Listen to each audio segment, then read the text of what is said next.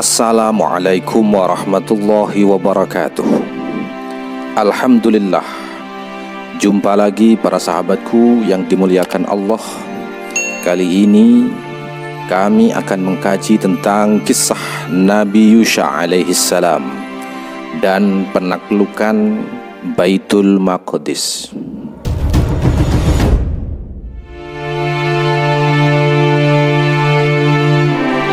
Nama Nabi Yusha alaihissalam tidak disebutkan secara eksplisit di dalam Al-Quran.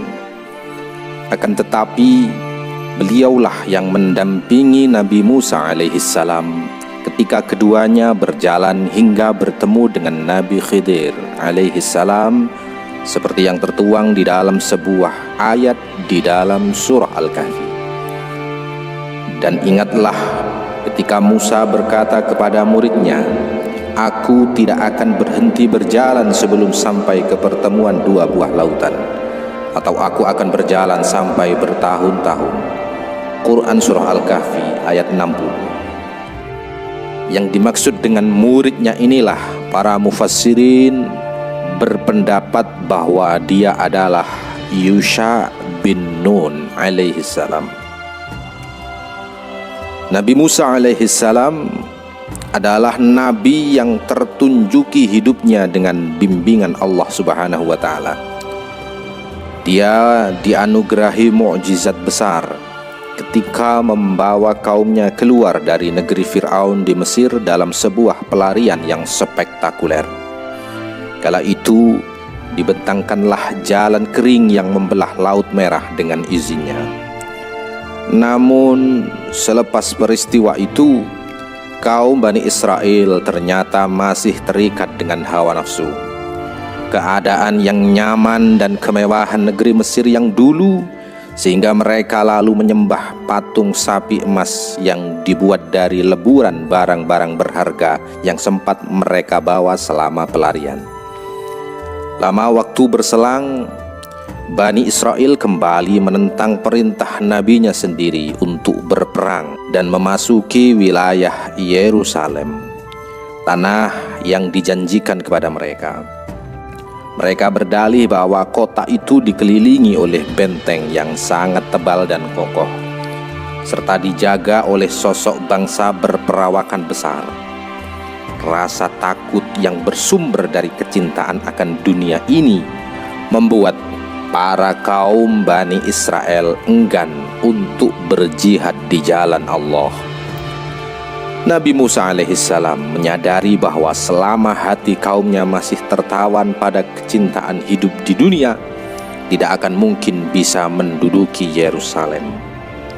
Karena keengganan mereka untuk berjihad ini, Bani Israel terhukum dengan melewati hidup terkatung-katung di padang gurun selama 40 tahun lamanya. Maka menjelang akhir hayatnya, Nabi Musa alaihissalam menyadari bahwa saat-saat yang ditunggu telah tiba bagi kaumnya untuk memasuki tanah yang dijanjikan, meskipun tanpa kehadiran dirinya. Melalui bimbingan Allah Subhanahu wa taala, Nabi Musa pun mempersiapkan seorang muridnya yang bernama Yusha bin Nun alaihissalam sebagai pemimpin Bani Israel menggantikan dirinya. Dengan diangkatnya Yusha bin Nun, persiapan untuk memasuki Yerusalem dengan cara menembus benteng Yerikho mulai dilakukan. Ia kemudian mengirim 2 orang pengintai untuk mengamati wilayah kota itu. Hampir saja kedua pengintai itu tertangkap oleh pasukan Yerikho jika tidak diselamatkan oleh seorang wanita tunasusila bernama Rahab. Kemudian saat yang lama pun dinantikan tiba. Nabi Yusha alaihissalam mempersiapkan kaumnya untuk berangkat menjelang takdir penaklukan Yerusalem. Nabi Yusha alaihissalam mempersyaratkan bahwa mereka yang ikut berperang bersamanya adalah mereka yang tidak tertawan hatinya kepada pernak-pernik dunia, karena bukanlah jumlah prajurit yang dicari, melainkan keikhlasan dalam melaksanakan perang suci ini. Ia berkata kepada kaumnya, sucikan dan teguhkanlah niatmu, sebab besok Tuhanmu akan melakukan perbuatan yang ajaib di antara kamu. Nabi Yusha berkata kepada para imam, "Wahai para imam, bawa dan usung tabut perjanjian. Berjalanlah kalian di depan." Mengusung tabut ini adalah simbol bahwasanya perjuangan ini adalah perintahnya dan hanya dapat dilakukan dengan kekuatannya semata, bukan oleh kekuatan sendiri. Maka dimulailah perjalanan suci yang didasari atas keyakinan dan ketakwaan ini. Para imam sembari mengangkat tabut kotak suci berjalan di barisan terdepan memimpin pergerakan kaum Bani Israel. Sementara itu Allah Subhanahu wa Ta'ala telah mempersiapkan mukjizat yang tak disangka-sangka.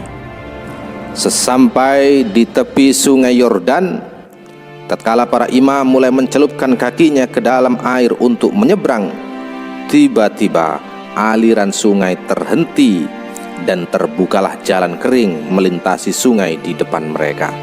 Persis seperti tatkala Allah Subhanahu wa Ta'ala menyiapkan jalan kering bagi Musa dan pengikutnya membelah Laut Merah. Pasukan Bani Israel pun menyeberangi sungai yang lebar dan dalam itu tanpa mengalami kesulitan yang berarti. Sebelum sampai di seberang sungai, Nabi Yusha alaihi salam menerima petunjuk dari Allah Subhanahu wa Ta'ala agar memerintahkan wakil dari masing-masing suku Bani Israel, yakni sebanyak 12 suku, untuk mengambil 12 batu yang menjadi bekas injakan para imam ketika melintas di tengah sungai untuk dibawa ke pinggir sungai dan diletakkan di tempat mereka akan bermalam.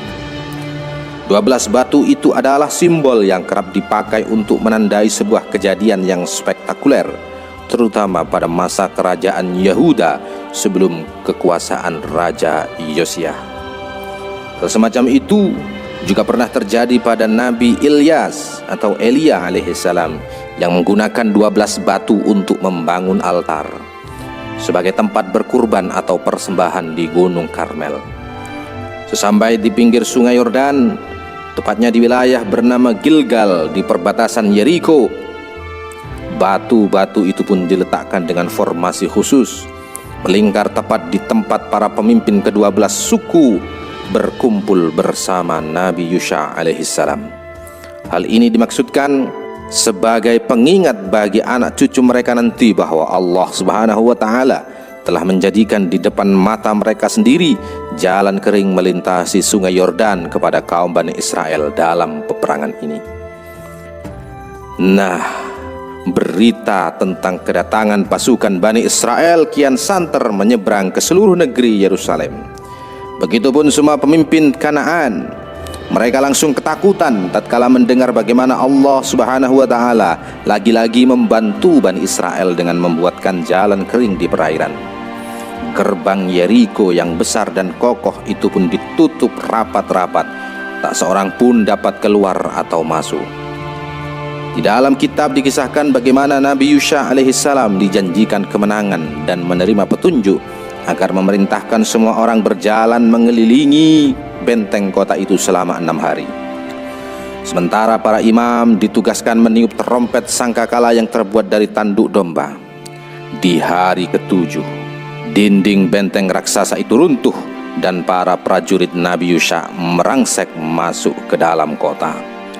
Demikianlah ketika tangan kekuasaan Allah beserta sebuah jamaah, maka segala sesuatunya berada dalam genggaman dan pengaturannya. Perkara meruntuhkan tembok tebal yang dijaga oleh pasukan yang gagah perkasa tidaklah sulit baginya.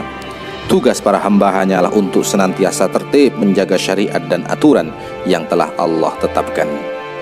Maka seperti yang telah diceritakan di beberapa riwayat, pada hari ke-7 setelah tembok Yeriko runtuh, Nabi Yusha alaihissalam dan pasukannya menyerbu masuk ke dalam kota dan membumi hanguskan seluruh isi kota tanpa tersisa, kecuali rumah yang dihuni oleh Rahab dan keluarganya, yaitu sang perempuan yang pernah membantu beberapa prajurit Nabi Yusha alaihissalam dahulu tatkala mereka hampir tertangkap dalam tugas pengintaian. Mereka juga dilarang untuk mengambil bahan-bahan makanan atau barang-barang kecuali emas, perak, tembaga, dan besi. Masih banyaknya cadangan makanan juga menandakan bukti bahwa pasukan Nabi Yusha alaihissalam tidak mengambil benda-benda lain kecuali yang telah diperintahkan berupa emas, perak, tembaga, dan besi. Para sahabatku yang dimuliakan Allah, demikianlah kisah Nabi Yusha alaihissalam dalam melanjutkan tugas kenabian yang telah diawali oleh Nabi Musa alaihissalam, membimbing Bani Israel keluar dari Mesir hingga memasuki Yerusalem atau Darussalam, kota Yusha bin Nun adalah salah satu murid dari Nabi Musa alaihissalam yang dimuliakan Allah hingga Yusha ini diangkat menjadi seorang nabi. Tentunya jika ia memiliki hukum kait dengan Nabi Musa, maka Yusha ini adalah nabi untuk golongan kaum Bani Israel. Di dalam bahasa Arab kita kenal dengan Yusha. Namun di dalam agama Nasrani dan Yahudi mereka menyebutnya Yosua atau Joshua.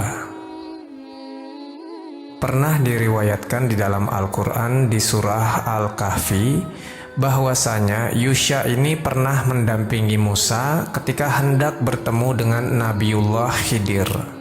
Dan kisah ini ma'ruf diceritakan karena bersumber dari Al-Quran.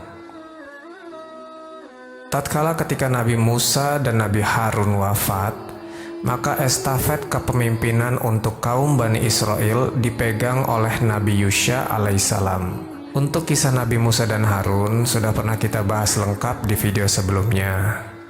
Untuk sesi kali ini kita hanya akan berfokus kepada kisahnya Nabi Yusha alaihissalam saja. Kalau di kisah sebelumnya, Nabi Musa dan Harun ini ditugaskan oleh Allah untuk menjadi pemimpin Bani Israel dengan misi berjihad. Berjihad untuk memperebutkan wilayah Palestina. Nah, setelah keduanya wafat, misi jihad ini dilanjutkan oleh Nabiullah Yusha.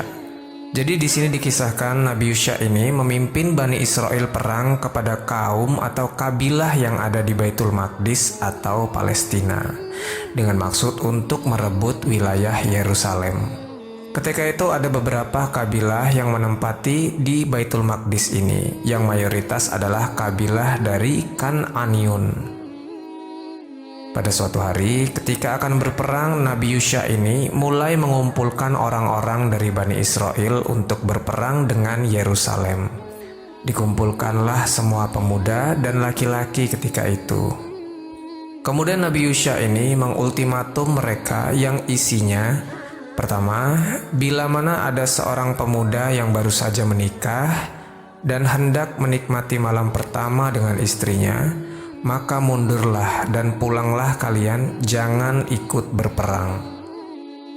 Yang kedua, jika ada seorang laki-laki yang sedang membangun rumah untuk keluarganya dan ia sedang menunggu penyelesaiannya, maksudnya belum menutup atap rumahnya, sehingga keluarganya tidak jelas tinggal di mana, maka jangan ikut jihad. Yang terakhir, yang ketiga, jika ada seorang yang telah membeli kambing atau unta yang sedang hamil dan dia sedang menunggu kelahirannya, maka jangan ikut jihad, karena ini akan kepikiran ketika hendak perang. Hingga pada akhirnya, tersisalah orang-orang yang siap berperang ini, yang di luar dari persyaratan Nabi Yusha tadi. Dan berjalanlah Nabi Yusha dan pasukannya ini menuju Yerusalem. Sebelumnya, Nabi Yusha mengutus seseorang yang bertugas untuk memata-matai masyarakat Yerusalem. Orang ini diutus demi mendapatkan informasi mengenai sebanyak-banyaknya dari kota itu. Nah, dari mata-mata ini didapatkan kabar bahwa orang-orang Yerusalem ini sangat takut dengan kaum Bani Israel. Karena ada banyak kabar yang tersebar di masyarakat Yerusalem, kabar mengenai terbelahnya lautan oleh mukjizat Nabi Musa, sehingga ketika itu kaum Bani Israel ini bisa menyeberanginya. Kemudian masih banyak mukjizat-mukjizat Nabi Musa yang mereka dengar melalui mulut ke mulut. Jadi masyarakat di sana berspekulasi bahwa kaum Bani Israel ini adalah kaum yang dilindungi Tuhannya dan dikenal dengan orang-orang sakti. Nah, mengetahui hal ini, orang-orang Bani Israel pun semakin percaya diri untuk menyerang dan merebut kota Yerusalem. Maka akhirnya berangkatlah pasukan Bani Israel ini yang dipimpin oleh Nabi Yusya. Tatkala ketika mereka sudah berjalan jauh dari daerah tempat tinggalnya dan hampir sampai di gerbang kota Yerusalem, ketika itu sudah mulai sore, sudah lewat waktu asar. Jadi pasukan dari Bani Israel mulai menerobos masuk pintu gerbang Yerusalem, maka terjadilah perang antara Bani Israel dan penduduk Yerusalem. Sobat Jazirah Ilmu yang dimuliakan Allah, setelah beberapa jam berperang, waktu sudah mulai menunjukkan mau maghrib, artinya langit sudah mau gelap. Nah, ketika itu bila mana masuk waktu maghrib, maka hari pun dianggap sudah berganti. Yang tadinya hari Jumat menjadi hari Sabtu. Ada semacam tradisi atau peraturan bahwasanya kaum Bani Israel dilarang berperang di hari Sabtu. Jadi waktu sudah mau masuk maghrib, maka perang akan dihentikan dan dilanjutkan hari Minggu. Maka kedua belah pihak ketika itu belum bisa ditentukan siapa pemenangnya bila mana perang tersebut dipending. Karena hal ini, Nabi Yusya berdoa kepada Allah untuk menahan matahari sampai pertempurannya ini dimenangkannya. Nabi Yusya menunjukkan mukjizatnya. Dia menunjuk kepada matahari dan berkata, "Kamu diperintahkan Allah, aku juga diperintahkan Allah. Jangan bergerak dulu sampai perang ini menang." Setelah itu matahari pun berhenti, dan ini kondisinya benar-benar matahari berhenti sampai perang dimenangkan Bani Israel. Bayangkan teman-teman, selama ini matahari selalu on time, selalu tepat waktu apabila terbit maupun tenggelam. Namun atas izin Allah, ketika itu matahari ditahan untuk Nabi Yusya, karena Allah ingin memuliakan hambanya ini. Dan ini juga pernah dikatakan oleh baginda Nabi Muhammad SAW bahwasanya matahari itu tidak pernah ditahan kecuali untuk Nabi Yusya alaihissalam. Setelah perang usai, maka Yerusalem jatuh ke tangan Bani Israel yang dipimpin Nabi Yusya. Dan Allah perintahkan Bani Israel untuk memasuki Yerusalem. Allah perintahkan, "Masuklah kalian dengan sujud." Maksudnya di sini adalah dengan menundukkan kepala atau dengan posisi ruku. Tapi seperti yang kita tahu bahwasanya kaum Bani Israel ini adalah orang-orang yang keras kepala dan senantiasa bersikap kurang ajar terhadap Allah dan kepada nabinya. Diperintahkan masuk dengan menundukkan kepala, ini malahan mereka masuk dengan posisi berbalik atau posisi membelakangi. Padahal Allah kurang apa coba? Sudah dikasih kemenangan, sudah ditampakkan mukjizat, tapi masih saja mereka ini mungkar kepada Allah dan nabinya. Masya Allah, ini sungguh kaum yang merugi. Bukan hanya itu saja, disuruh masuk ke Yerusalem dengan menyebutkan Hittoh, atau yang artinya, "Ya Allah, ampunilah aku." Malah kata-katanya dipelesetkan menjadi Hintoh, yang artinya, "Ya Allah, berikanlah makanan." Disuruh minta ampun, ini malah minta makanan.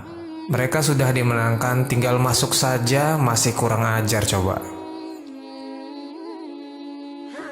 Maka akhirnya Bani Israel ini tinggal di Yerusalem dan Baitul Maqdis sejak saat itu, yang dipimpin oleh seorang nabi yang bernama Yusya ibn Nun.